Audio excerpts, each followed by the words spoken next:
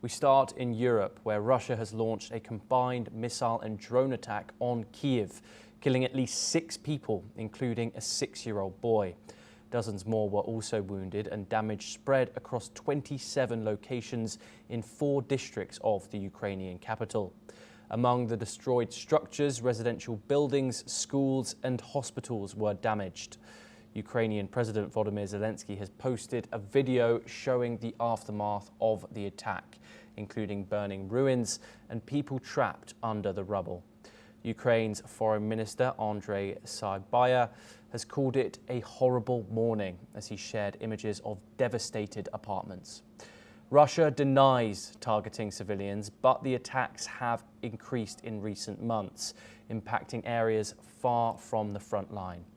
Meanwhile, the US has signaled frustration with Russian President Vladimir Putin, with President Trump shortening a deadline this week for peace talks. In addition, Russia claims to have captured the town of Chasiv Yar in eastern Ukraine, a strategic location that has been the site of months of intense fighting. We're now joined by Glenn Grant, who's an ex-advisor to the Ukrainian Defense Minister. He joins us live from Riga in Latvia. Thank you very much, and good morning, Glenn. Thank you for joining us. These attacks have obviously escalated in the coming in previous months, even with the backdrop of peace talks and not so frequent direct meetings between Ukrainian and Russian officials. Russia, of course, obviously continues to deny that it doesn't target civilians and doesn't target civilian infrastructure. What are your thoughts on Moscow's stance when it comes to that statement? Well, I mean, clearly, it's nonsense, because the results are there for everybody in the world to see, which is destroyed schools, destroyed hospitals, and attacks on civilian buildings, and this is part of the war of terror that Moscow is actually using onto the Ukrainian people. I mean, I'm running out of things to say about this. It's every day. It just increases steadily, and it's going to get worse, not better.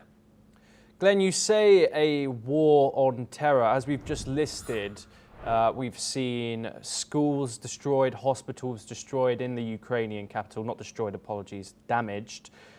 What do you believe that Vladimir Putin's and his war advisors' aim is in targeting structures like this? Oh, it is simply to get the Ukrainian people to capitulate and give in to Russia. I mean,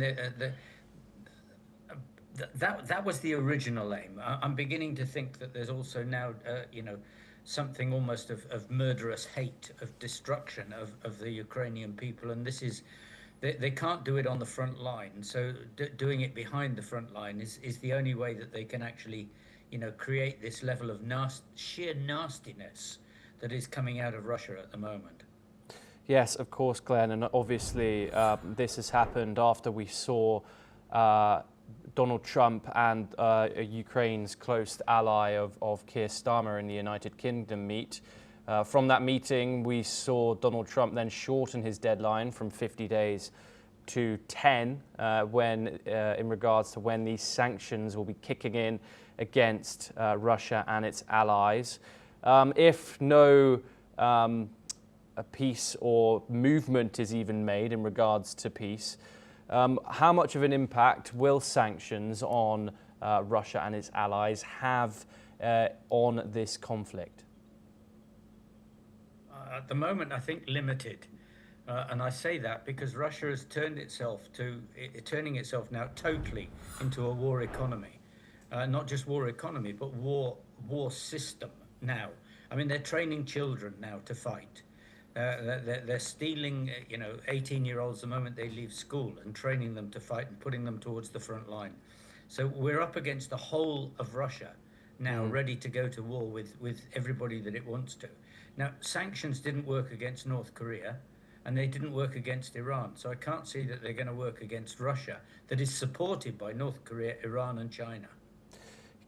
Glenn, I don't know if you've spoken to anyone in Ukraine currently, but I was just wondering what the morale is in the country, especially as we've previously mentioned that attacks are increasing every single day. As you've said, this is almost a daily occurrence. What is the feeling in the country of Ukraine right now when it comes to this conflict? It's completely stubborn resistance, but what is interesting, and a lot of people outside haven't actually grasped yet, is that there is a growing and increasing unhappiness with the Ukrainian government, with Zelensky's government, for not actually taking the measures that they need to take to win the war. The general feeling is that he goes out with a begging bowl, but inside the country he's just not taking the management steps that are required to bring the country to a war footing to fight Russia properly. Yes, Glenn, thank you very much. You are staying with us to discuss further stories.